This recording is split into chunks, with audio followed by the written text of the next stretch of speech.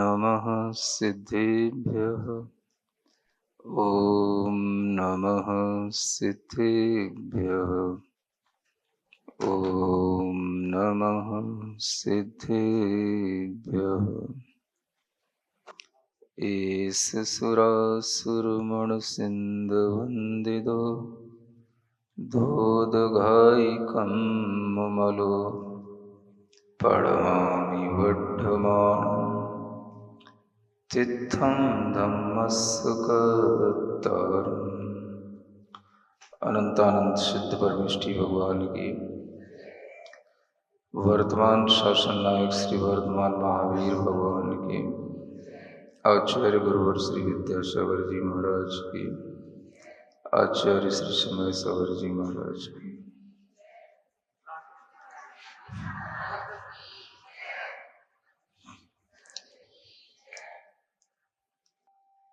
प्राकृत भाषा को पढ़ना, प्राकृत भाषा को बोलना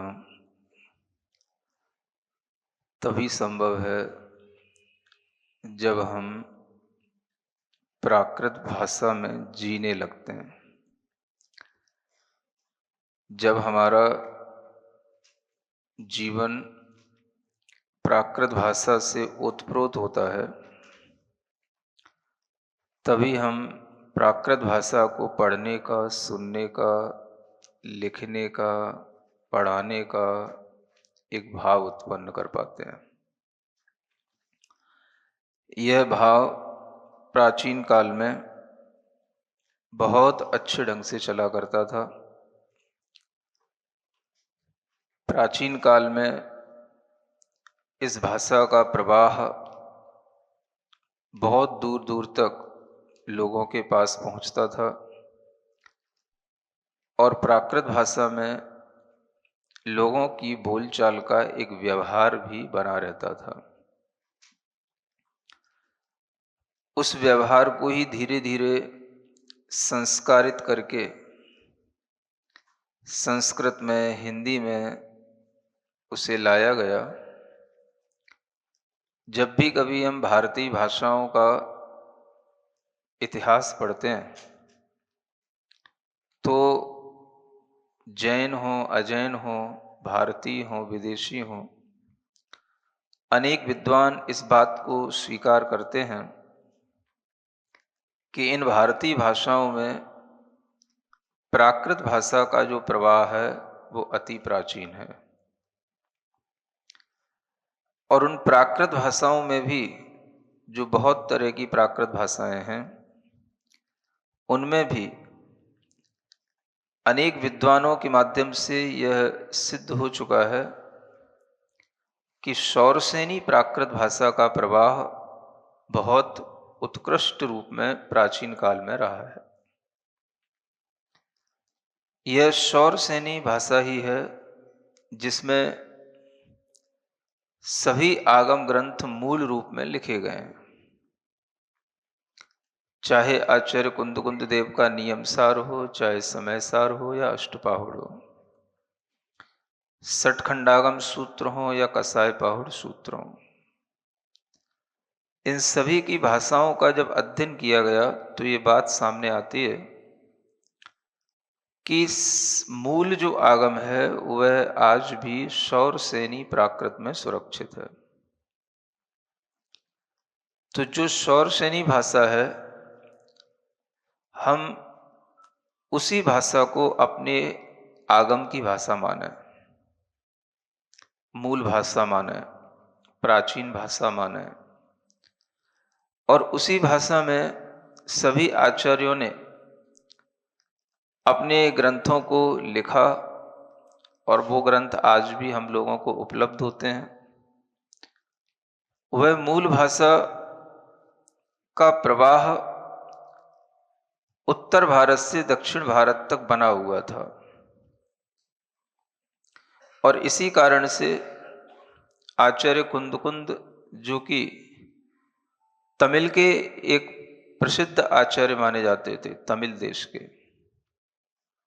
उनका जन्म भी उधर ही हुआ, उनकी अपनी भाषा भी तमिल थी, लेकिन फिर भी उन्होंने इस प्राकृत भाषा को अपनाया और उसमें भी शौरसेनी प्राकृत को अपनाया और उसी में ही उन्होंने अपने सारे पाहुड़ ग्रंथों का लेखन किया।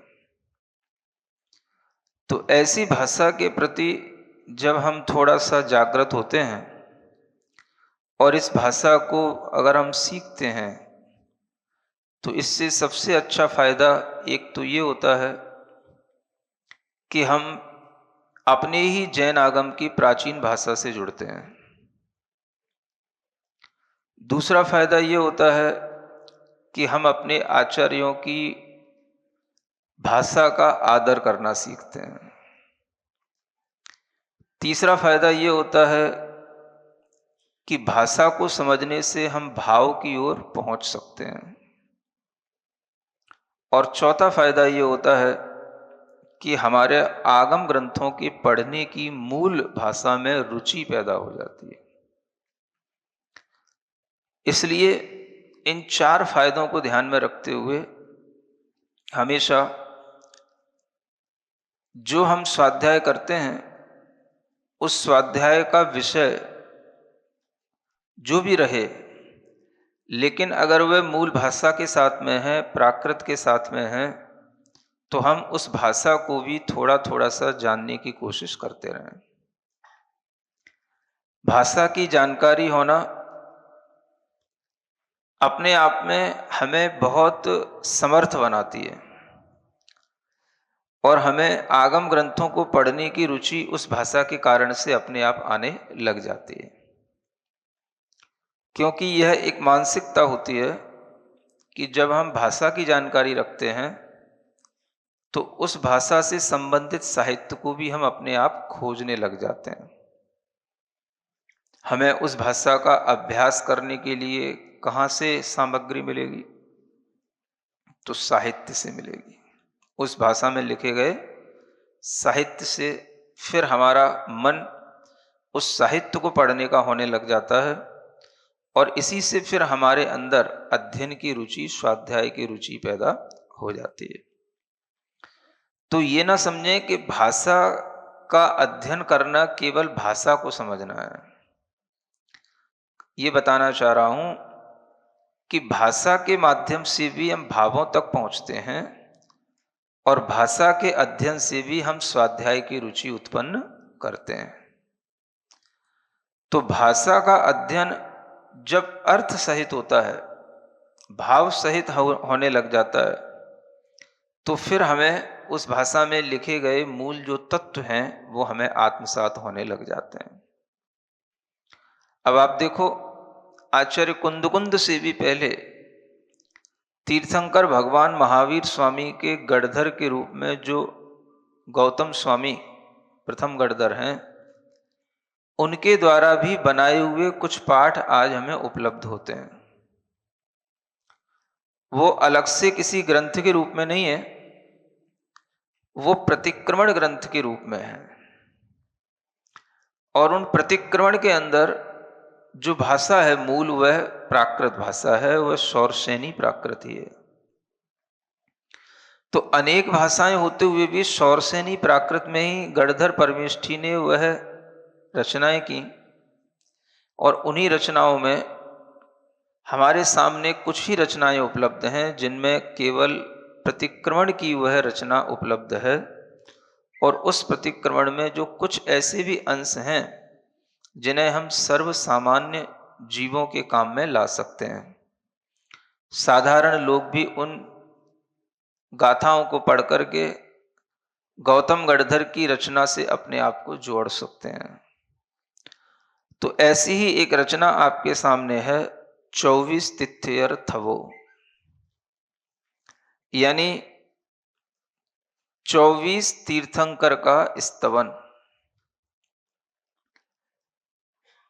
यह गौतम गढ़धर द्वारा रचित स्तवन है और इसे हम लोग दिन में न जाने कितने बार, एक 24 घंटे में अगर मुनि महाराज के सभी कृति कर्म देखे जाएं तो 28 कृति कर्म होते हैं। मतलब हम अगर पूरे कृति कर्म करते हैं तो हम 28 बार हम इसको पढ़ते हैं। 24 घंटे में पढ़ लेते हैं 28 बार। सुन रहे हो? स्वाध्याय करते हैं, आप लोग देखते हो जो निरंतर स्वाध्याय करने आते हैं पंचास्तिकाय के स्वाध्याय में, तो कभी मंगलाचरण में आप देखते हो तो वो पहले नमोकार मंत्र पढ़ने के बाद अड्डाय जदीप समुद्देशु वाला दंडक पढ़ते हैं, फिर कायुस्सर करते हैं, फिर यही 24 स्तवन करते हैं, फिर श्रुत भक्ति करते हैं। ऐसा ही आचार्य भक्ति का क्रम है। तो इस तरह से यह 24 तीर्थंकर स्तवन जो गौतम गढ़धर जी के द्वारा रचित है, ये सभी साधु लोग अगर वो अपने सभी कृतिकर्म पूरे कर पाते हैं तो कम से कम 24 घंटे में 28 बार इसको पढ़ लेंगे। सुन रहे? आप तो पहली बार ही पढ़ लो, यही पर्याप्त है। एक बार पढ़ लो, यही पर्याप्त है। तो है अलग से कुछ नहीं है, लेकिन 24 भगवान का नाम भी प्राकृत में लेना, 24 भगवानों को किस तरह से हम याद कर लें, उनका स्मरण करते हुए हम उन 24 तीर्थंकरों से उनके नाम के माध्यम से जुड़ जाएं, यही उनका एक सामान्य रूप से स्तवन कहलाता है। तो उसी स्तवन को पढ़ने के लिए यहां पहली गाथा पढ़ते हैं। थोसामि हम जिणवरे तिथियरे केवली अनंत जिणे नर पवर लोय महिये विहुय रयमले महपंडे। पढ़े एक बार।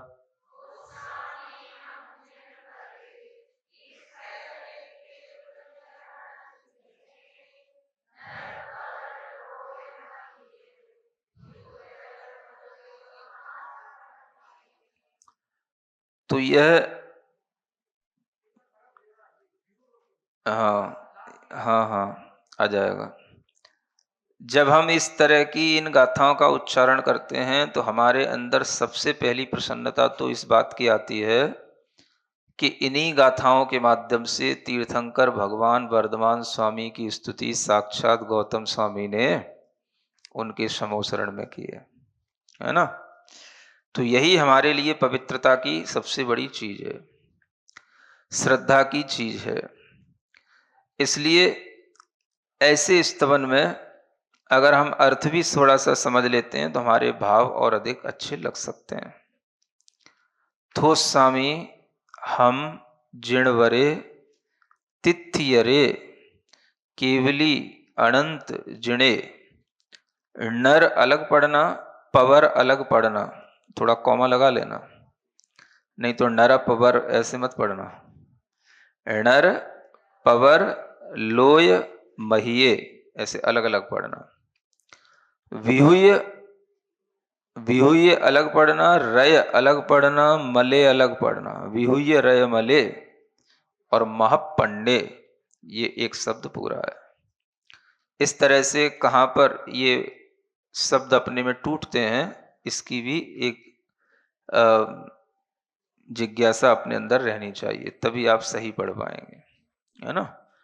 नहीं तो आगे वाले शब्द को पिछले वाले में कहीं पर भी मिला देंगे तो वो गलत उच्चारण बनेगा, है ना। तो आ गया समझ में। थोस्सामी हम जिणवरे तिथियरे केवली अनंत जिणे। नर पवर लोय महिये विहुय रय मले महपंडे। ऐसे अब यहां पर सबसे पहले थोस्सामी आपको थोड़ी सी प्राकृत में ये पता पढ़ ही गया होगा, क्योंकि ज्यादातर लोग यहाँ थोड़ा थोड़ा पढ़ करके ही आए हैं, है ना। हाँ, कुछ नए भी बैठे हैं, तो कुछ चीजें बीच बीच में आप लोग नोट करते जाना। प्राकृत में कुछ व्यंजनों का रूपांतरण हो जाता है, व्यंजनों के परिवर्तन का कुछ नियम चलता है ना।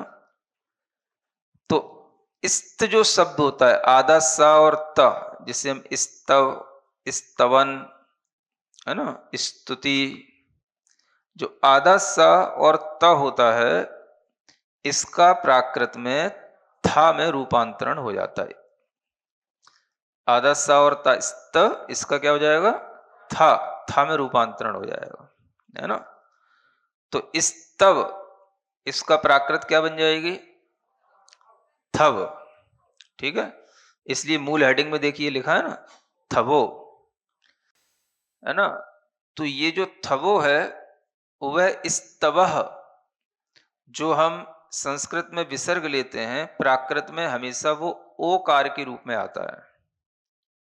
संस्कृत में हमेशा हम प्रथमा के एक वचन में विसर्ग का प्रयोग करते हैं, रामः, जिनः, तो प्राकृत में बोला जाएगा रामो जिणो, तो इसलिए ये बन जाएगा थवो, है ना।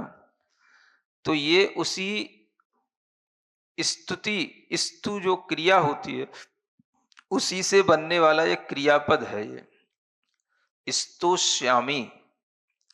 भविष्य काल की ये क्रिया है, जो हम कार्य आगे करने जा रहे हैं उसमें भी भविष्य काल की क्रिया लग जाती है, वर्तमान काल की भी क्रिया लगती है, मैं करता हूं और मैं करूंगा, है ना। स्तोष्यामि ये क्या हो गया, ये क्रिया हो गई, ये भविष्य काल की, इसका ये रूप बन गया थोस्सामी। हम माने अहम, मैं, उत्तम पुरुष का एक वचन का जो क्रिया के साथ में रूप होगा वो तो स्तोष्यामी हो गया, थोस्सामी बन गया उसका, है ना। और दूसरे जो षटकोण वाले श हैं वो सब तो सा में ही परिवर्तित हो जाते हैं। शौरसेनी प्राकृत की अनेक विशेषताओं में एक विशेषता जानना कि शौरसेनी प्राकृत में तीनों प्रकार के जो स होते हैं, स, श, श, ये सब एक दंती स के रूप में ही परिवर्तित हो जाते हैं, स सीधा, है ना। क्योंकि हम बोलचाल की भाषा में इसी स का प्रयोग करते हैं, भले ही किसी का नाम आशीष हो, लेकिन हम बोलचाल में क्या बोलेंगे, आशीष, और बोलना क्या चाहिए, आशीष। हाँ, तो इतना एफर्ट कौन करता है। तो इसीलिए जो बोलचाल की भाषा होती है वो प्राकृत होती है, समझ रहे हैं ना। तो प्राकृत की सौर श्रेणी की ये विशेषता है कि उसमें सिर्फ यही एक स आता है, दंती स, जिसे आप सड़क वाला स बोलते हैं। तो इसीलिए ये थोस्सामी का स्तोश्यामी में भी आधा स षटकोण वाला होता है, या आता है आगे, वो सब परिवर्तित होकर के जिस स्वर का वजन ज्यादा रहता है उसके अनुसार वो परिवर्तित हो जाता है। तो या का भी सा हो जाएगा, आधा जो सा आएगा उसका भी सा हो जाएगा, और मीत वैसे ही बना रहेगा, तो बोलने में थोस्सामी आएगा, है ना। ये क्रियापद हो गया, इसका कर्ता कौन है, तो हम माने अहम, मैं। प्राकृत में अहम भी कहते हैं, हम भी कहते हैं, उत्तम पुरुष वाले व्यक्ति के लिए मैं, अहम या हम। तो मैं स्तुति करूंगा, ये जो वचन है ये अपने आप में बहुत बड़े एक निर्णायक, और विश्वास के साथ जब हम कोई काम करते हैं तब हम भविष्य काल की क्रिया का भी प्रयोग करते हैं, है ना। एक होता है कि मैं स्तुति करता हूं, तो करता हूं में तो ये हो जाता है कि मैं कर रहा हूं, करता हूं, अभी कर रहा हूं। और एक होता है कि मैं स्तुति करूंगा, ये अति विश्वास की जब क्रिया होती है तब इसमें इस तरह से भविष्य का ये टेंस लगता है, भविष्यवाची, फ्यूचर टेंस में तब बात आती है। कर तो अभी रहे, लेकिन जब विश्वास के साथ हम कोई काम करते हैं तो मैं ऐसा काम करूंगा। तो ये जो है उत्तम पुरुष का एक वचन की क्रिया के साथ में ये थोसामी रूप, उसी का कर्ता कौन है? तो मैं स्वयं उसका करता हूं। मैं स्तुति करूंगा किसकी? जिन वरे, जिन वरों की स्तुति करूंगा, है ना। जिन वर, हमेशा शौर्षणी प्राकृत में न का भी ऋणा मिलेगा आपको। ये शौर्षणी प्राकृत की विशेषता है। तो जिण वर की स्तुति करूंगा, ये जिण वरे हो गया, ये द्वितीया का एक वचन हो गया। जिन लोगों ने थोड़ी सी व्याकरण पढ़ रखी है उन्हें समझ अच्छी आ रही होगी। तो ये द्वितीया के एक वचन में भी इसी तरह का रूप बन जाता है। एक वचन में, बहुवचन में बोलो। बहुवचन में बनेगा।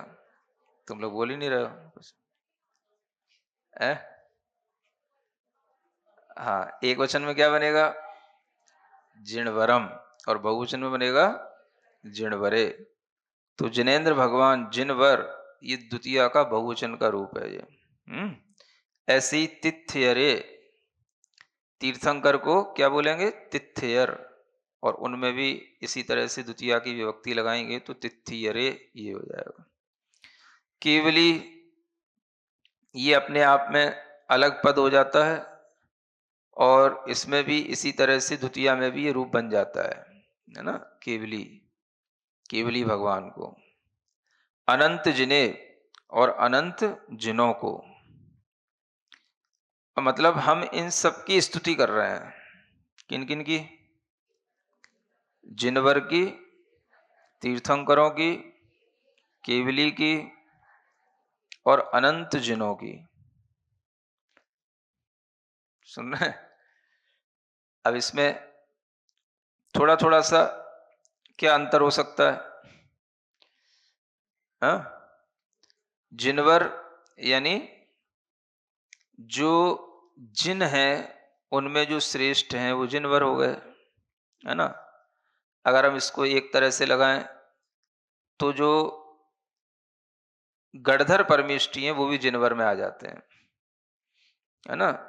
जिनों में, जिन माने एक तरह से जिन संज्ञा मिल जाती है मुनि महाराज के लिए। तो मुनि महाराज के लिए भी जिन कहा जाता है। तो उनमें भी जो श्रेष्ठ हैं वो गणधर परमेष्टि हो गए, जिनवर। तीर्थंकर हो गए जो तीर्थंकर नाम कर्म के उदय के साथ बनते हैं। केवली हो गए जो सामान्य केवली भगवान है, और अनंत जिन हो गए जो अनंत सिद्ध भगवान है ना। इन सबकी मैं स्तुति करता हूं, करूंगा, ये यहां पर इसका अर्थ निकलता है। अब ये और किस विशेषता से युक्त हैं?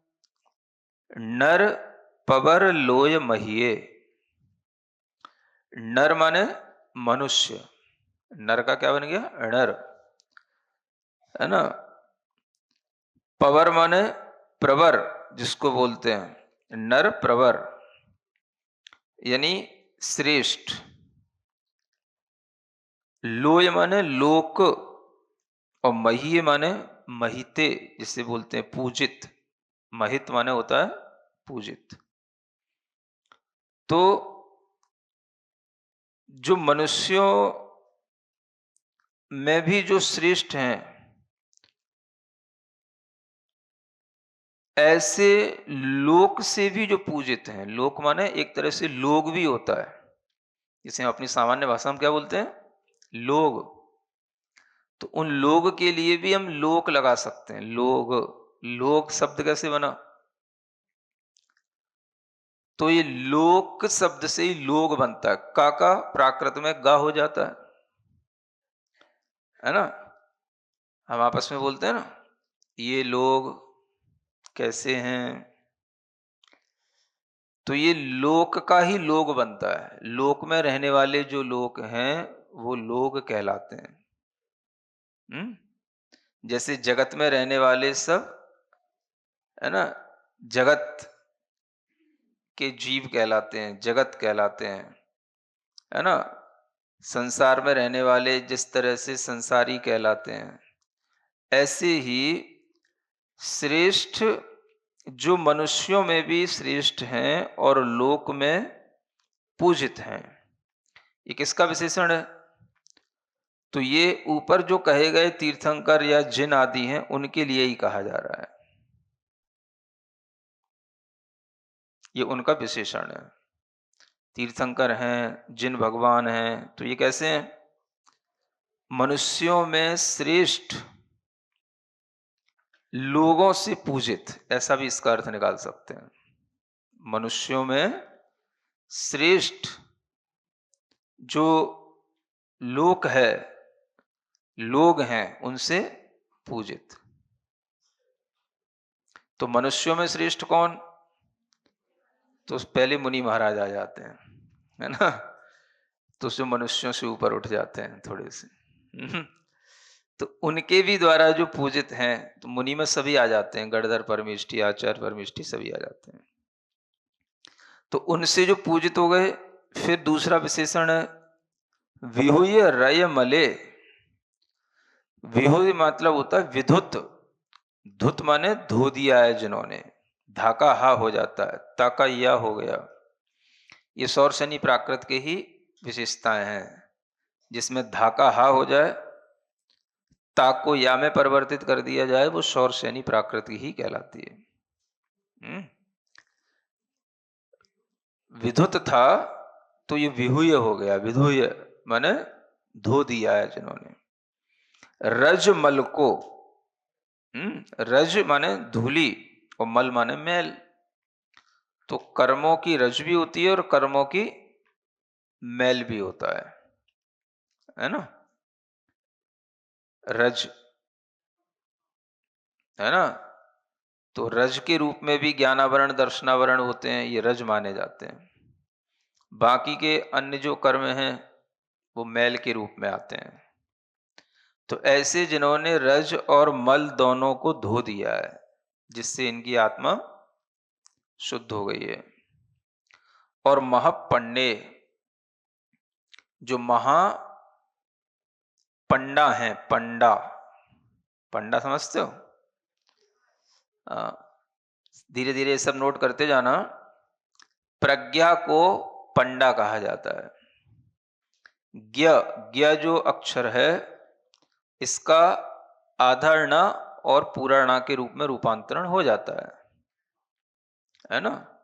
तो प्रज्ञा का प्रा का तो बन जाएगा प और ज्ञा का बन जाएगा ण, आधा ण पूरा ण, तो क्या बन गया? पंडा। तो महाप्रज्ञा तो महापंडा, महापंडे, है ना।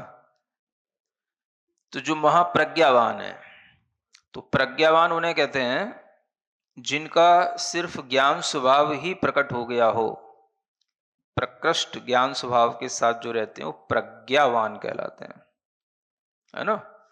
ज्ञा माने होता है ज्ञान स्वभाव, ज्ञायक भाव जिनका सिर्फ रह गया, वो प्रज्ञा युक्त जीव कहलाते हैं। तो ऐसे ये सभी जो केवली हैं, तीर्थंकर हैं, जिनवर हैं, सिद्ध हैं, ये सभी महाप्रज्ञावान हैं।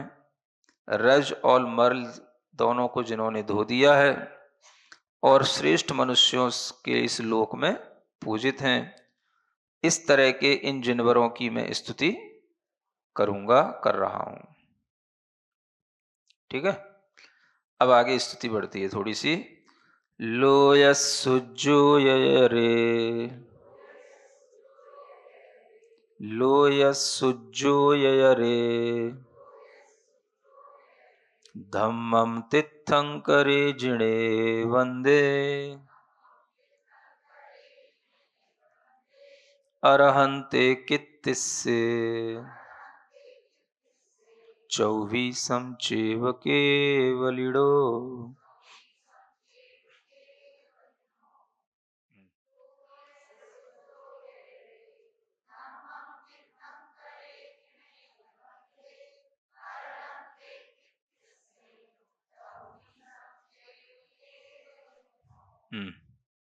लोयस उज्जोयरे, इसमें दो शब्द निकलेंगे, संधि करेंगे तो लोयस प्लस उज्जोयरे, है ना। अब ये संस्कृत के हिसाब से संधि नहीं होती, संस्कृत के हिसाब से होती तो अवर्णे उवर्णे ओ हो जाता। तो लोयसो हो जाता, सु नहीं होता, नीचे ऊ लग गया इसमें। तो ये प्राकृत की अपनी विशेषताएं हैं, है ना। और तो बाकी शब्द सब अलग अलग हैं ही हैं। धम्मम तिथंकरे जिणे वंदे अर्हंते कित्तिस्से चौबीसम चेव केवलिड़ो, है ना। तो लोयस उज्जोयरे, लोक को उद्योत करने वाले, उद्योत करे, इसका अर्थ क्या निकलेगा? लोयस लोकस उद्योत करे, उद्योत करने वाले, लोक में उद्योत करने वाले। उद्योत क्या होता है? प्रकाश। तो लोक को प्रकाशित करने वाले, इससे भी अच्छा अर्थ वही निकलेगा अगर हम लोक का मतलब यहां पर हम लोग लें, है ना। वैसे किसी ने ऐसा अर्थ किया नहीं, अपन ही थोड़ी हिम्मत कर लेते हैं, है ना, क्योंकि ये ज्यादा मतलब थोड़ा एप्रोप्रिएट लग रहा है। लोक को प्रकाशित करने वाले या लोगों को प्रकाशित करने वाले, है ना। तो लोक को प्रकाशित करने के लिए जैसे सूर्य की आवश्यकता होती है, ऐसे ही सूर्य की तरह जो लोक को प्रकाशित किए थे, माने लोगों के अंतरंग को जिन्होंने प्रकाशित कर दिया था, हाँ? तो लोयस उद्योतकर, जो हमेशा इसी रूप में देखे जाते हैं। जिनेंद्र भगवान को, केवली भगवान को किस रूप में देखना? इनके होने पर पूरा लोक प्रकाशित हो जाता है ना। तो वो प्रकाश एक तरह से हम कह सकते हैं कि एक बाहरी दिव्य देह का प्रकाश भी होता है, लेकिन उससे भी ज्यादा महत्वपूर्ण है जो लोगों के अंदर ज्ञान का प्रकाश आ जाता है, वो ज्यादा महत्वपूर्ण है ना। तो लोगों को उद्योत करते हैं, जहां कहीं पर भी ये होते हैं, इनकी प्रेजेंस मात्र से ही जो है लोगों में लाइट आ जाती है ना। हाँ, लोग जो है हमेशा एक, जिसे बोलते हैं अवैकन, जागृत अवस्था में रहते हैं। जो हमेशा इस तरह से भीतर से लाइटेड हो जाते हैं लोग। तो जब तक ये रहते हैं, इनका प्रकाश लोग को हमेशा दिशा बोध देता है। लोग जो है इसी तरह के प्रकाश में अपने आप को प्रकाशित करते हैं। तो इसलिए बहुत अच्छा विशेषण है, अलग तरह का विशेषण है, लोक का उद्योत करने वाले, लोक को प्रकाशित करने वाले। तो इसके दो तीन अर्थ निकल सकते हैं। एक तो लोक को प्रकाशित करने वाले, दूसरा लोगों के हृदय को प्रकाशित करने वाले, है ना। और तीसरा जो लोक है, लोक वो कैसा है? तो जिनके ज्ञान में वो लोक दिखाई देने लग जाता हो, पूरा का पूरा लोक जिनके अंतरंग में प्रकाशित हो गया। तीसरा अर्थ इसका ऐसा भी निकाल सकते हैं, है ना। तो ये अर्थ निकालने का काम यही, मतलब ये टीकाकारों का यही काम होता है ना। तो आप कहते हो ना टीका करते हो महाराज, क्या करते हो? तो यही करते रहते बैठे बैठे। हाँ, तीसरा क्या हो गया? मतलब जो लोक को देख रहे हैं, या लोक जिनके देखने में आ गया, जिनके अंतरंग ज्ञान में, तो लोक प्रकाशित हो गया, उनके अंतरंग में खुद प्रकाशित हो गया लोक, तो ये लोक को प्रकाशित करने वाले। समझ रहे हैं ना? तीनों अर्थ निकल सकते हैं ना? बोल ही नहीं रहे आप।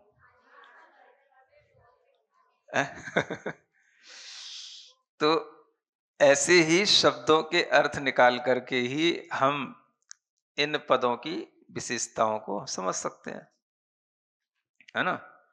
नहीं तो जो लिखा है वो तो कोई भी पढ़ लेगा। जो भाषा विज्ञ होते हैं उनसे पढ़ने का मतलब यही होता है कि हमें हर पद में कुछ नया भी सीखने को मिलता है।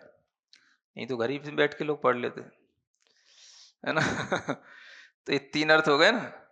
हाँ, तो लोक को, लोगों को और अपने अंतरंग में जो ये तीन लोक है, उस तीन लोक को, है ना, अपने अंतरंग में देखते हैं स्पष्ट रूप से। तीन लोक में कहाँ क्या है, कहाँ जीव हैं, कहाँ, है ना, अजीब हैं, कौन नारकी हैं, कौन गतियां हैं, क्या है, सब उनके ज्ञान में स्पष्ट होता है। तो उद्योत करने वाले होगा ना, लोक का उद्योत कर, ऐसे तीन अर्थ इसके निकल सकते हैं।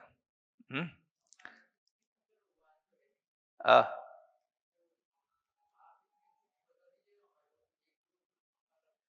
एक तो, अरे तीर्थंकर नहीं है तभी तो अपन बोल पा रहे हैं तीन तीन अर्थ। बे होते तो अपन फिर कहाँ बोल पाते, फिर तो तुम ही जा करके पूछ लेते सीधे सीधे, भैया आप इसका सीधा एक अर्थ बताओ, आपने तो एक ही अर्थ के रूप में लिखा होगा, तो फिर आप जाके सीधे वही पूछ बैठते, तो फिर हम कैसे बोल पाते। तो वो नहीं है इसीलिए तो बोल पा रहे हैं, है ना। तो यही अनेकांतवाद है। ये भी हो सकता है, ये भी हो सकता है, ये भी हो सकता है। तो अनेकांत का उपयोग इसमें भी तो कर सकते हैं। हम्म? इसका अर्थ ये भी हो सकता है।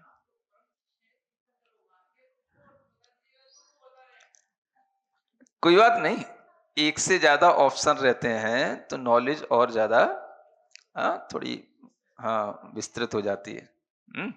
हाँ, और बुद्धिमानों को इसी में आनंद आता है, एक में कहाँ आनंद आता है। धम्मम तीर्थंकरे, है ना, जो धर्म तीर्थंकर हैं, एक तरह से ये धर्म तीर्थंकर, है ना, धर्म के तीर्थंकर कह लो या धर्म तीर्थंकर, धर्म तीर्थ को करने वाले, इसको मिलाकर के भी हम लिख सकते हैं धम्मम तीर्थंकरे। तो जो धर्म तीर्थंकर हैं, ऐसे जिन भगवान को वंदे माने मैं वंदना करता हूं, उनकी मैं वंदना करता हूं। तो ऊपर तो उन्होंने स्तुति करूंगा ऐसा करा, है ना। अब यहां पर आकर के वो प्रेजेंट टेंस में आ गए, अब मैं वंदना करता हूं। और कैसे हैं, जो अरहंत, अरहंत हैं। अरहंत का मतलब जो एक तरह से अनंत ज्ञान के पात्र बन गए हैं, योग्य हो गए हैं, वो अरहंत कहलाते हैं। जो सभी तरह की योग्यताओं को प्राप्त कर लिए हैं, वो अरहंत कहलाते हैं। अरिहंत अलग होता है और अरहंत अलग होता है। अरिहंत में तो जो अरि को हनन करने वाले हों वो अरिहंत कहलाते हैं, माने अपने काम क्रोध आदि शत्रुओं को नष्ट करने वाले, वो कहलाएंगे अरिहंत। और अरहंत किसे कहेंगे, अरहत जो होता है वो अरह योग्यता के अर्थ में आता है, जो योग्य बन गए हैं, पूजा के योग्य बन गए हैं, ऐसा कह सकते हैं, उनको अरहंत कहते हैं।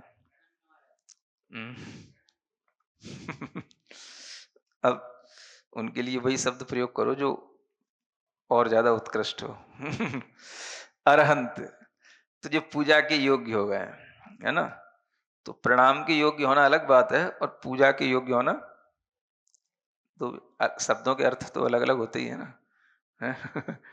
तो अरहंत कित्तिस्से, कित्तिस्से का मतलब जो कीर्ति के योग्य हैं, कित्तिस्से का मतलब ये है।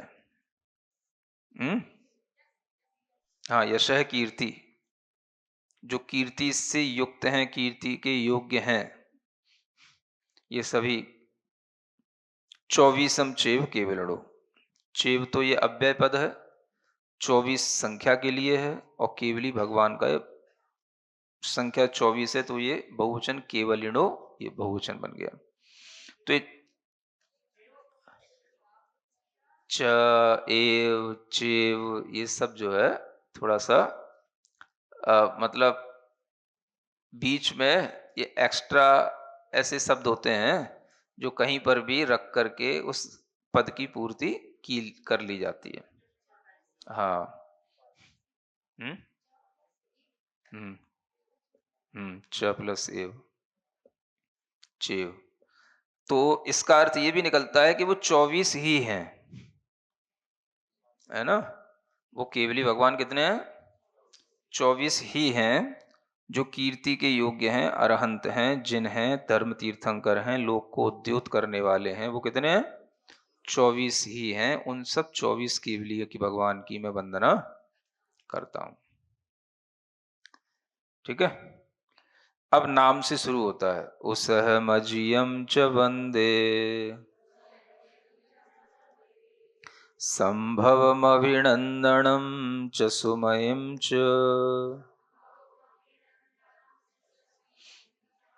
पौमप्पहं सुपासम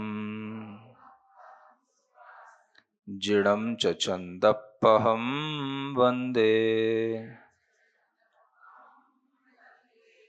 हम्म,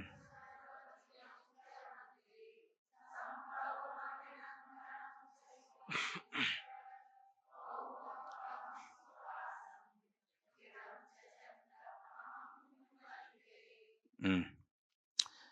अब तीर्थंकरों के नाम लेकर के उसहम, है ना, ये उसह माने हो गया वृषभ, इसका प्राकृत में बनता है उसह, है ना, या ऋषभ, ऋषभ का प्राकृत में क्या बनेगा, उसह, वृषभ का बन जाएगा वसह। तो ये रीकार को उकार के रूप में भी परिवर्तित कर देते हैं और कहीं कहीं ईकार भी हो जाता है। री, रू, रा का ऊ भी हो जाता है। जैसे ऋतु, तो कोई लोग ऋतु भी पढ़ते हैं, कुछ ऋतु भी पढ़ते हैं, ऋतु।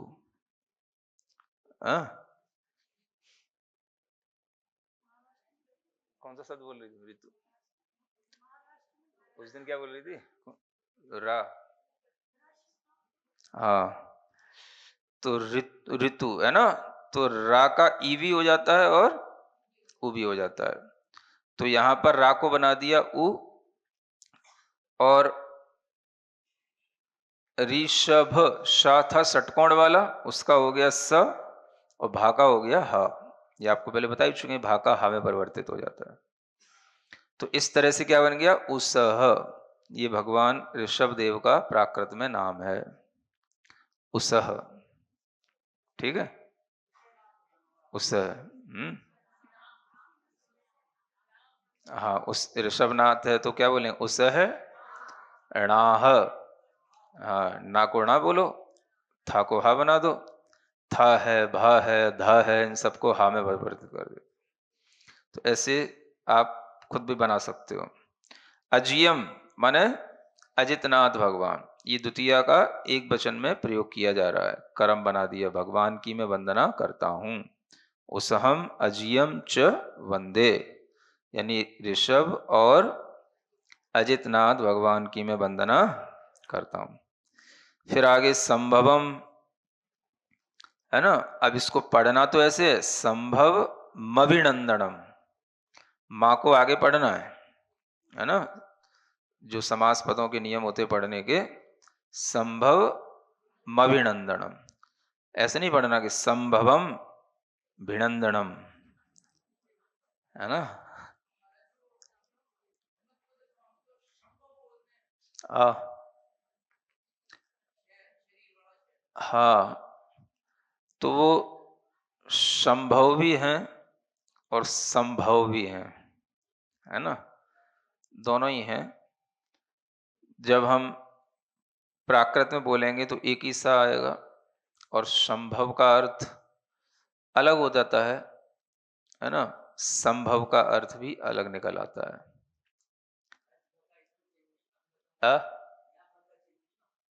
कहाँ? हाँ हाँ, कभी कभी विकल्प से ही होता है, ये इसलिए भी नहीं होता कि अगर हम बिल्कुल ही सब चेंज कर देंगे तो पढ़ भी ना पाएंगे, है ना। तो संभव का संभव नहीं पढ़ पाएंगे, संभव, है ना। तो हाँ, संभव, ठीक है।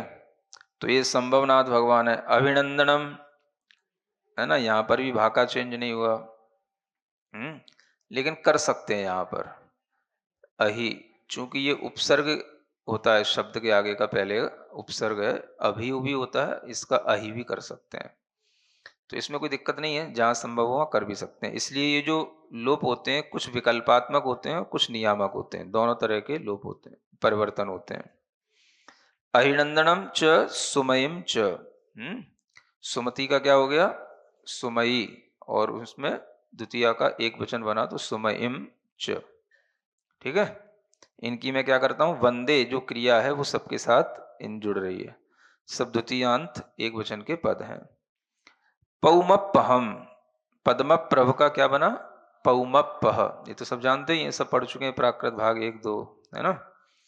तो ठीक है, बस सिंपल है। अब तो सुपासम, ये सुपार्श्वनाथ भगवान हो गए। जिणम ज, जिन भगवान है ये सब। चंदपहम, चंदप्रभ, वंदे, इनकी मैं वंदना करता हूं। सिंपल है ना। तो जो भी आपने ऋषभ आदि 24 तीर्थंकरों के प्राकृत में नाम पढ़े, एक तरह से उनका ये उपयोग आपको दिखाई दे रहा है ना, ऐसा। सुविहिम च पफयंतम, सीयल सेयम च वासुपूज्यम च, विमलमणंतम भयवम, धम्मम संतिम च वंदामि।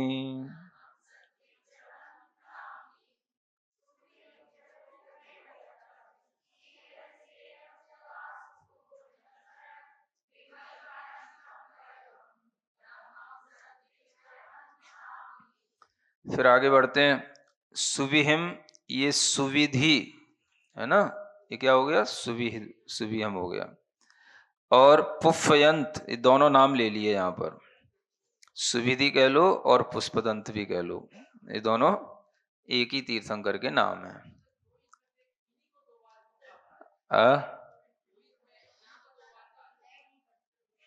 इन्हीं को 2 बार इसलिए कहा क्योंकि इनको बहुत कम लोग जानते हैं, है ना।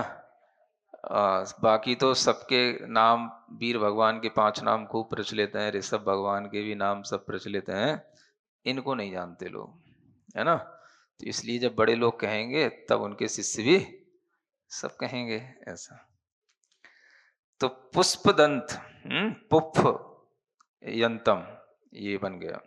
सीयल, शीतल, और श्रेय का सेयम, च वासुपूज्यम यानी वासुपूज्य, ये च। विमल माने विमलनाथ भगवान, विमलम। अनंतम, अनंतनाथ। भैवम माने भगवम, भगवान को भैवम, भगवम, भैवम ऐसा बनेगा द्वितीया के एक वचन में, ये सब भगवान, भगवम। धम्मम माने धर्मनाथ, संतिम माने शांतिनाथ, च वंदामी, इनकी भी मैं वंदना करता हूं। ठीक है। कुंतुम च जिड़वरिंदम, अरम च मल्लिम च सुब्बयम चणमिम, वंदामि रिठ्ठणेमिम, तह पासं वड्ढमाणं च।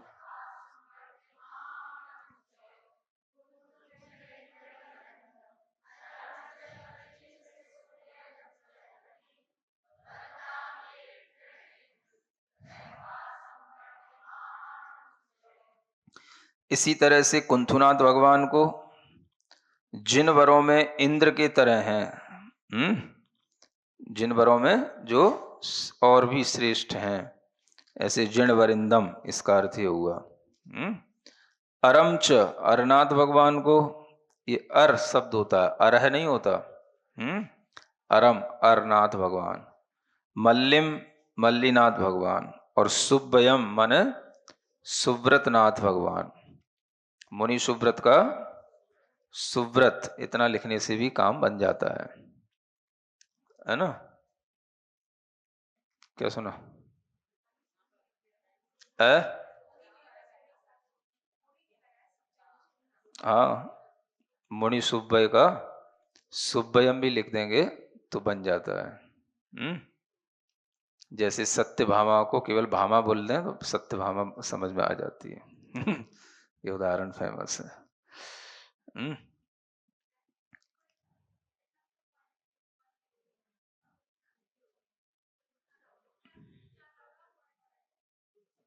क्या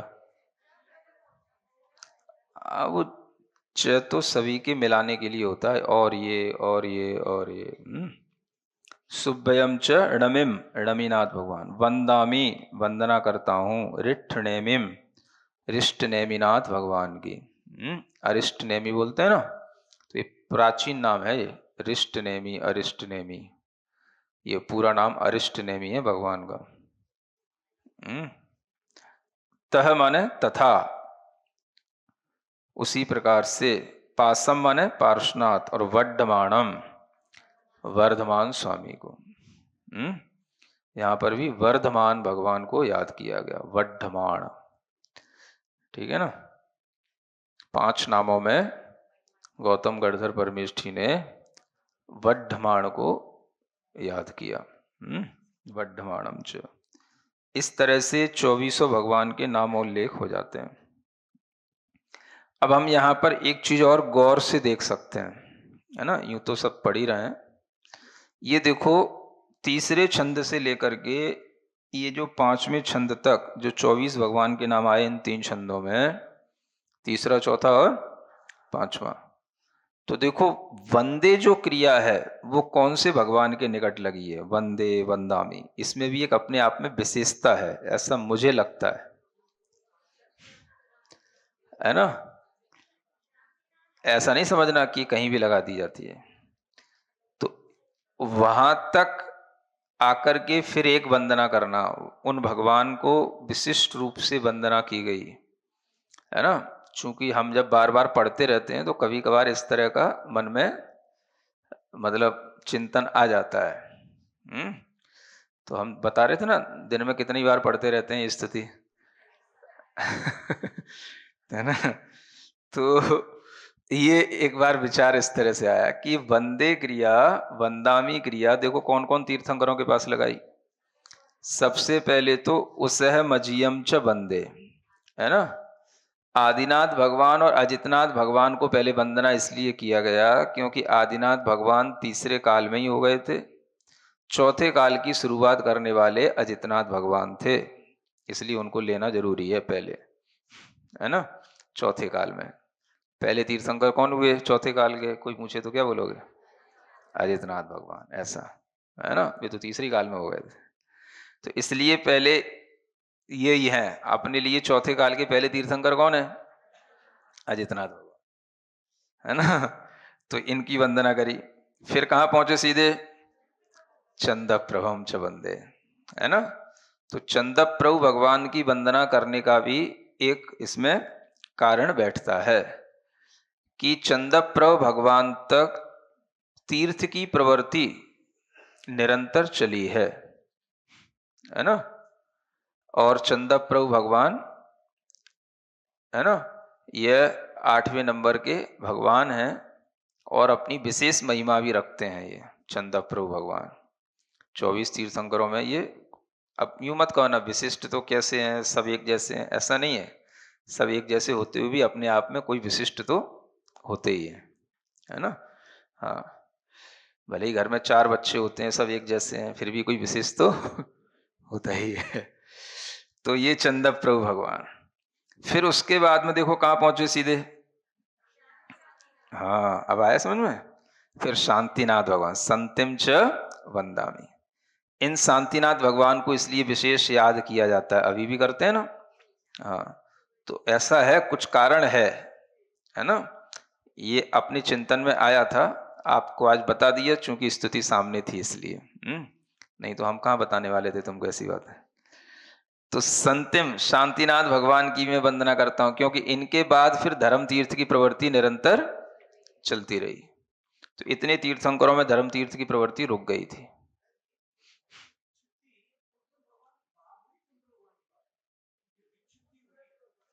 तो वो उन्हीं के तीर्थ में कहलाएगी ना। सुविधिनाथ से ही उन्हीं के तीर्थ की विच्छुत्ति कहलाएगी ना।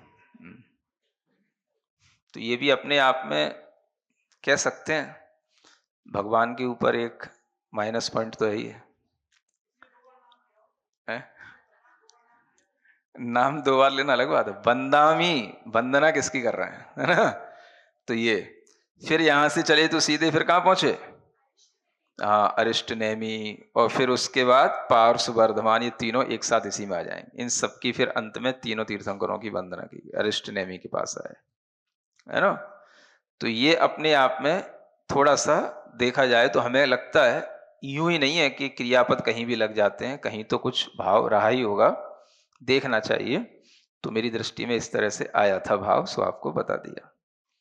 और फिर उसके बाद में उन्हें अंतिम तीर्थंकरों में शांतिनाथ भगवान के बाद जो विशेष तीर्थंकर दिखे वो अरिष्ट नेमिनाथ भगवान दिखे, वंदामी रिष्ट नेमी, और उनके बाद के भी सब ले सकते हैं, अरिष्ट नेमी, पार्श्वनाथ और वर्धमान, ऐसा। ठीक है। तो ऐसे तीर्थंकरों की भी अपने आप में विशेषताएं हैं, इसको भी इन क्रियापद के प्रयोग से हम मान सकते हैं, समझ सकते हैं।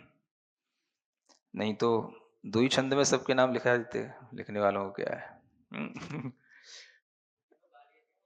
अ, हाँ, इनकी महिमा है, पंचम काल में भी हम देखते ही है ना, अरिष्ट नेमिनाथ, पार्श्वनाथ, महावीर स्वामी, तीनों का अपने आप में जो महिमा है वो नमीनाथ भगवान की नहीं है, जितनी नेमिनाथ भगवान की देख लो आप, है फिर भी, है ना, किसी भी तरह हो। तो जो है उसको स्वीकार क्यों नहीं करते आप लोग, हैं? अब सब तीर्थंकर एक जैसे, तो एक जैसे होते हुए भी कुछ विशिष्ट तो है ही, है ना। अपने लिए भी कुछ विशिष्ट हो सकते हैं, जिनका तीर्थ चल रहा है वो अपने लिए विशिष्ट हैं। तो जब भी अपने से पूछा जाएगा अपन कौन से तीर्थंकर के तीर्थ में प्राकृत भाषा सीखे थे, है ना, तो वड्डमार तिथेर के तीर्थ में प्राकृत भाषा सीखे, पढ़े, कहाँ ज्ञान मिला है, तो वर्धमान भगवान के तीर्थ में मिला। तो उनका नाम तो लेना ही पड़ेगा ना। एवं मये अभिथुया, एवं मये अभिथुया विहुरमला पहीड़ जरमरणा चौबीसंपी जिणवरा तिथियरा में पसीयंतु।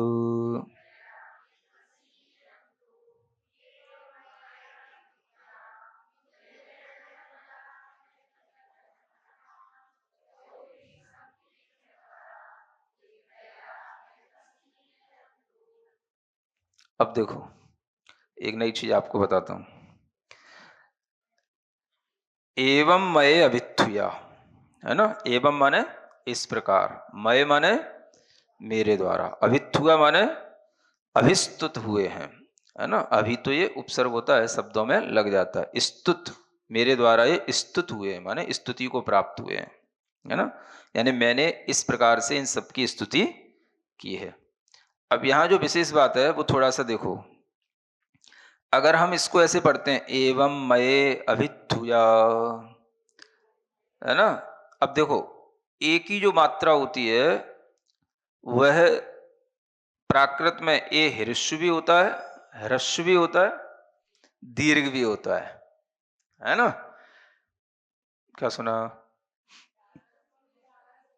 हाँ, संस्कृत में तो नित्यम संध्यक्षराणि दीर्घाणी, ये सूत्र आता है ना। जो संधि अक्षर ए आई वगैरह होते हैं नित्य दीर्घ ही होते हैं, इनकी मात्रा दीर्घ होती है। थोड़ा मात्रा गिनना भी जाना करो, ये गाथाएं होती हैं, जो ये पहला पद है इसमें 12 मात्राएं होती हैं, एवं मय अभिथुआ, दूसरे पद में 18 होंगी, 24 जणवरा ये तीसरा पद है, इसमें फिर 12 होंगी, और तिथि रामे पसीयंतु ये 15 मात्राएं होती हैं।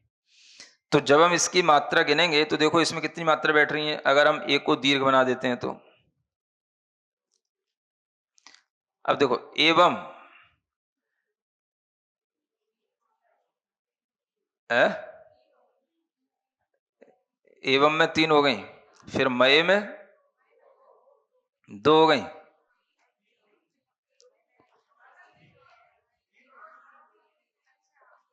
है? अगर मान लो ए को हम, इसीलिए कह रहा हूं ए को हम कहां पर छोटा लेना है कहां पर बड़ा लेना है, ये हमारे उच्चारण पर, लय पर डिपेंड करेगा, है ना। एवं मये अभिथुआ, तो इसमें कौन सी ए पर हम जोर डाल रहे हैं? एवं मये अभिथुआ। तो ये वाली ए तो दीर्घ हो रही है, और एवं में जो हम ए बोल रहे हैं वो, हाँ, वो लघु हो रही है, ऋस्व।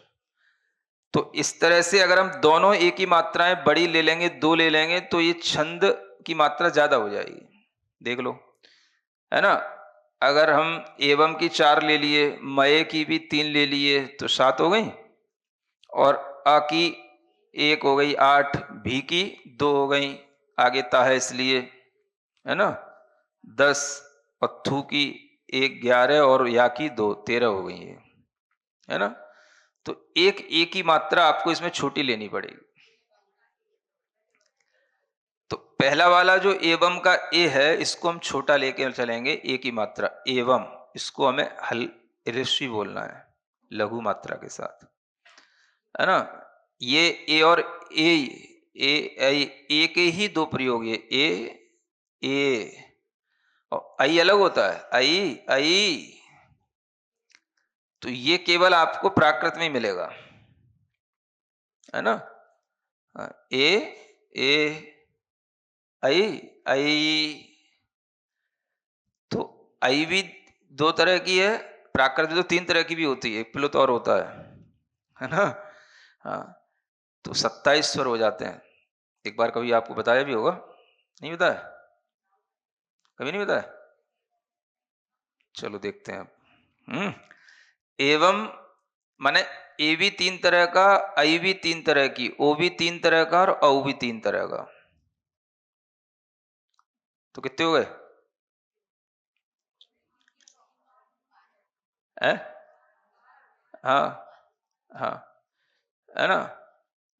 और ये जो स्वर हैं, अ आ इ ई उ ऊ री री ली लृ, ठीक है ना।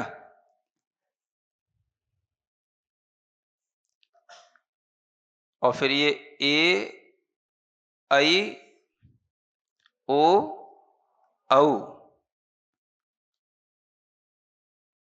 कितने हो गए? हैं?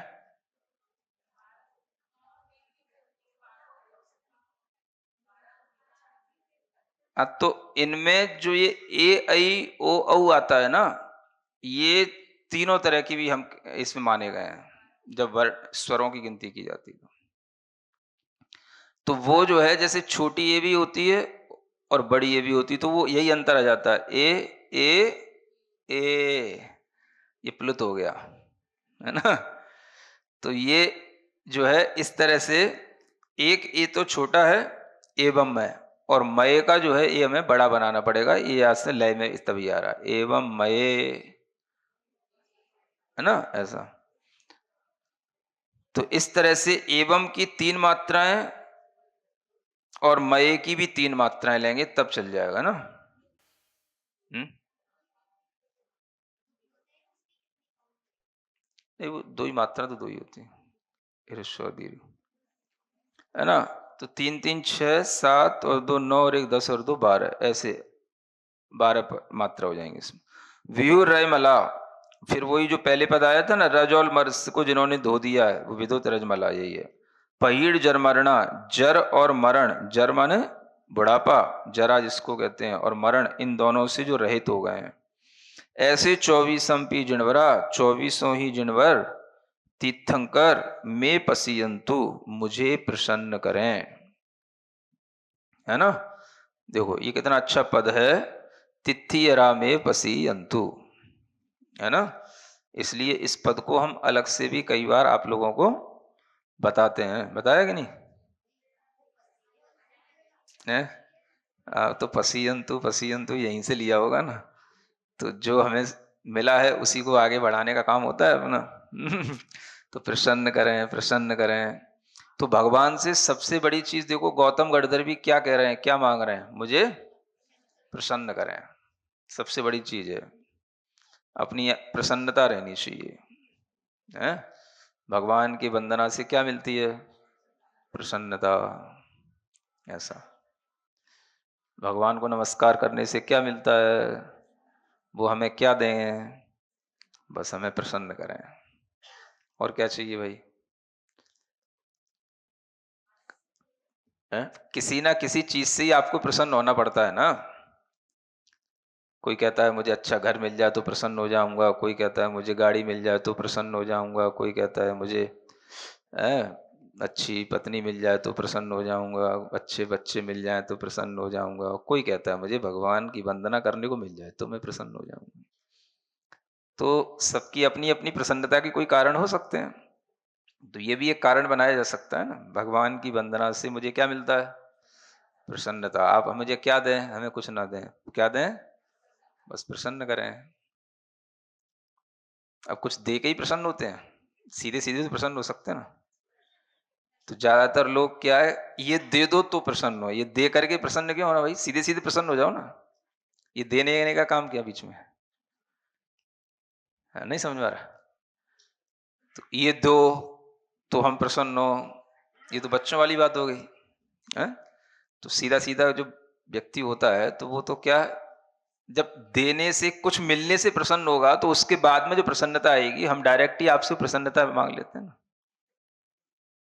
बच्चा कहता है ना मम्मी से लड्डू दो तो प्रसन्न होंगे। तो लड्डू मिले तब प्रसन्न हो, या बिना लड्डू के भी प्रसन्न हो। सीधा सीधा जब प्रसन्न ही होना है तो कैसे भी प्रसन्न हो। नहीं समझ आ रहा।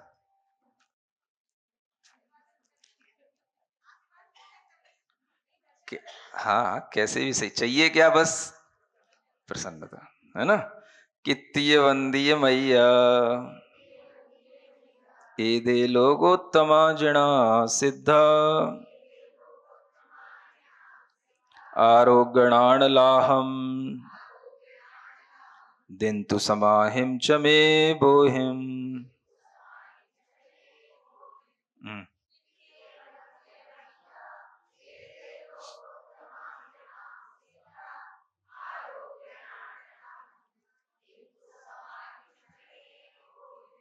अब कहते हैं कित्तीय माने कीर्ति के, वंदी माने वंदित, और मैया माने महित।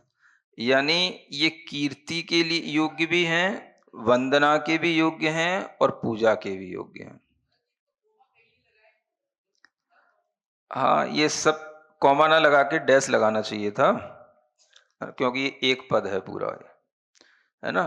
कीर्तित हैं, वंदित हैं और महित हैं, माने ये सभी के द्वारा कीर्ति, इनकी यशोगान किया गया है। कीर्तित का मतलब इनकी कीर्ति, ऐसा नहीं, कीर्तित, कीर्तित का मतलब इनका गुणों का आख्यान इनका किया गया है, अनेक महापुरुषों ने इनकी कीर्ति गाई है, जिसको बोलते हैं, इसलिए क्या कहलाते हैं, कीर्तित। वंदित माने ये दूसरों के द्वारा हमेशा, इंद्रों के देवों के द्वारा वंदना को प्राप्त होते, वंदित हैं उनसे भी। और महित माने पूजित हैं, है ना, अनेक तरह की द्रव्यों से पूजा की जाती, जिनकी वो पूजित कहलाते हैं। तो ऐसी तीनों चीजों को जो प्राप्त हुए, एदे माने ये, लोगोत्तमा, ये थोड़ा सा हो सकता है काका, यहाँ पर गा भी मिलेगा आपको लिखा हुआ, किसी प्रति में अगर ऐसा लिखा हो तो वैसे ही छपा दिया होगा, बात अलग है। लेकिन ये लोगोत्तमा भी आता है, काका गा हो जाता है।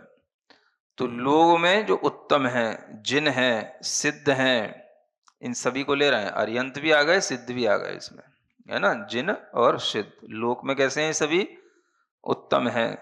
कीर्ति, वंदना और पूजा के ये सब पात्र हैं। अब और मांगते हैं इनसे क्या, दिंतु माने देवें, क्या देवें, आरोगणान लाहम, है ना। अब इसमें तीन चीजें भी हो सकती हैं, आरोग्य, ज्ञान और लाभ।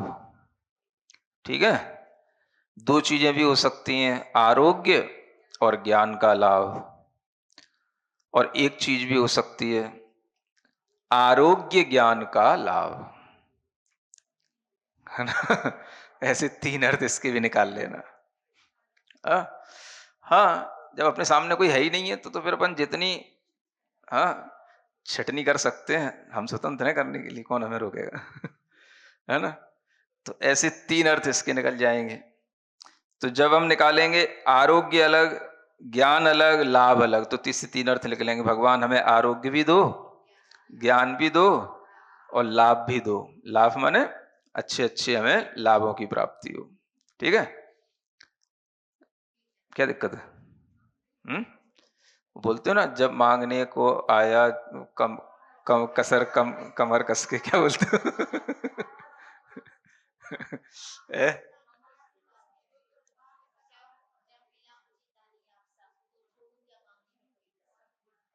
वो नहीं, एक और लाइन है। हाँ, पार्श्व भगवान की पूजा में पढ़ते हो, बोलो किसको याद है?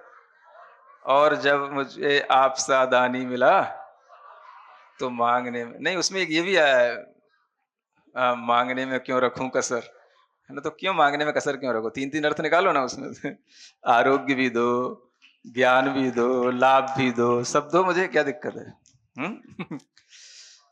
ठीक है, कुछ दोष नहीं लगेगा। जब देने वाला निर्दोष है तो काय का दोष लगेगा अपने को? हैं? समझ में आ रहा है? फिर दूसरा, आरोग्य दो और ज्ञान का लाभ दो, है ना? और तीसरा, आरोग्य ज्ञान। आरोग्य ज्ञान का मतलब होता है ज्ञान रोग से रहित हो। रोग कौन सा?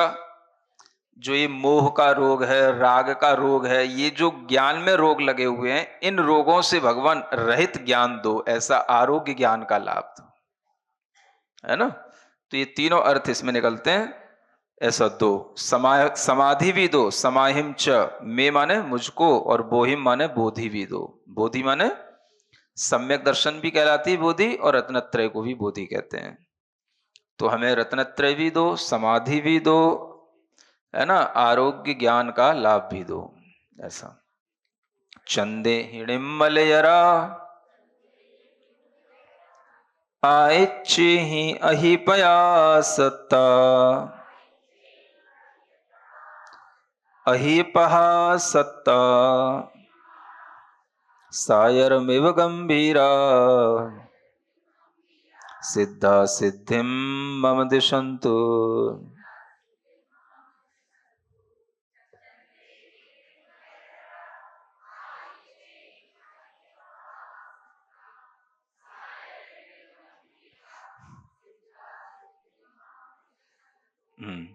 अब कहते हैं चंदेहीण मलयरा। अब ये सिद्ध भगवान के लिए अंत में और एक स्तुति करके कहा जा रहा है। चंद्रमाओं से भी जो बहुत ज्यादा निर्मलतर हैं, है ना, माने चंद्रमाओं में जितनी निर्मलता होती है, अनेक चंद्रमाओं को मिलाने से भी उन सिद्ध आत्मा की निर्मलता को नापा नहीं जा सकता, है ना। वो सिद्ध आत्माएं कितनी निर्मल हैं? तो चंद्रमाओं से भी ज्यादा निर्मल हैं। आइच्चे ही, आदित्य, है ना, सूर्यों से भी ज्यादा अधिक पहा, पहा माने प्रभा, है ना, आसत्ता, उससे युक्त हैं। सूर्यों से भी अधिक प्रभा से जो युक्त हैं, सहित हैं, ठीक है ना। माने उनके अंदर जो प्रभा है, उसकी प्रभा, सिद्धों के अंदर जो प्रभा है, वो सूर्य की प्रभावों से भी अधिक है ना। तभी तो सूर्य उनके अंदर दिखाई देंगे। क्या सुना? अगर सूर्य से ज्यादा प्रभा नहीं होगी तो सूर्य फिर कैसे दिखाई देगा उनके अंदर? है तो जिसकी प्रभा ज्यादा होगी तभी तो वो दूसरे को अपने में कैप्चर करेगा। तो ये इसलिए भी जानना, तो ये कोई अतिशयोक्ति नहीं है, ये आत्मा की निर्मलता का और आत्मा के प्रकाश का परिज्ञान, ये वास्तविक है। ये अतिशयोक्ति नहीं समझना इसको कि अलंकार बता दिया, अतिशयोक्ति अलंकार, अनेक सूर्यों से भी प्रभा ज्यादा किसकी हो सकती है। तो सूर्य की प्रभा तो सारी पौद्गलिक है ना, और इनकी प्रभा अपनी चैतन्य ज्ञान की प्रभा है, जिसमें सारे सूर्य और चंद्रमा अपने आप झलकते हैं। तो इसलिए ये प्रभा, प्रकाश सिद्धों का सूर्यों से भी ज्यादा होता है। सायर में गंभीरा, सागर से भी ज्यादा गहरे हैं। गंभीर माने गहरे होते हैं। ऐसे सिद्धा, सिद्ध भगवान, मैं ना, मम माने मुझे, सिद्धिम दिशंतु, मुझे सिद्धि देवें, माने मुझे आत्मा की, स्व आत्मा की उपलब्धि प्रदान करें। जैसे ही भगवान आपने स्वात्मा की उपलब्धि की, ऐसे ही मुझे भी यह स्वात्मा की उपलब्धि वाली सिद्धि प्राप्त हो, मुझे सिद्धि देवें। क्या हो गया?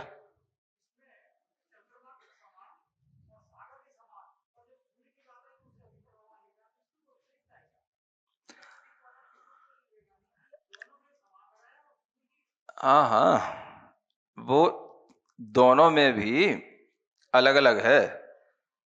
चंदे ही निम्मलेरा, चंद्रमाओं से भी जो है निर्मल तर हैं, समान नहीं कहा जा रहा, चंद्रमाओं से, है ना, वो निर्मल तर है, माने तर जो लगता है ना, माने उससे भी अधिक के अर्थ में ही लगता है। तर, तरफ प्रत्यय जो होते हैं ना, ये सब गुड बेटर बेस्ट वाली चीजें हैं। तो उस, अब हिंदी तो ठीक है, एक एक शब्द की कहाँ हिंदी हो पाती है, और हिंदी में एकदम से सारे भाव कहाँ आ जाते हैं। हिंदी तो एक सामान्य से ही अर्थ का परिचायक होती है, जब विशेष रूप से पढ़ते हैं तभी ये सब अर्थ आते हैं। और सायर इव, सायर के समान गंभीर है ना, सागर के समान। तो जैसे सागर की गहराई नहीं नापने में आती, ऐसे इनकी भी गहराई नापने में नहीं आती। यहाँ कहा इनके समान, सागर के समान गंभीर। बाकी चंद्रमा से भी निर्मल तर और सूर्य से भी अधिक प्रकाश वाले।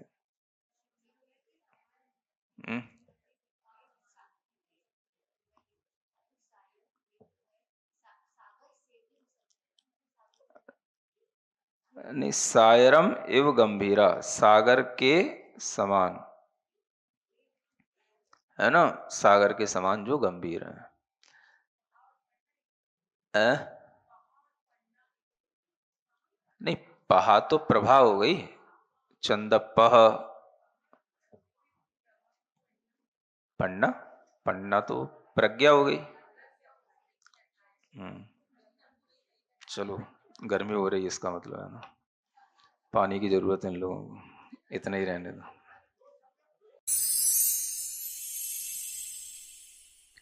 सिरिजिणवाणी जग कल्याणी, जग जन मदतम मोहरी, जणमण हारी गढ़हर हारी, जम जरा भव रोग हरी।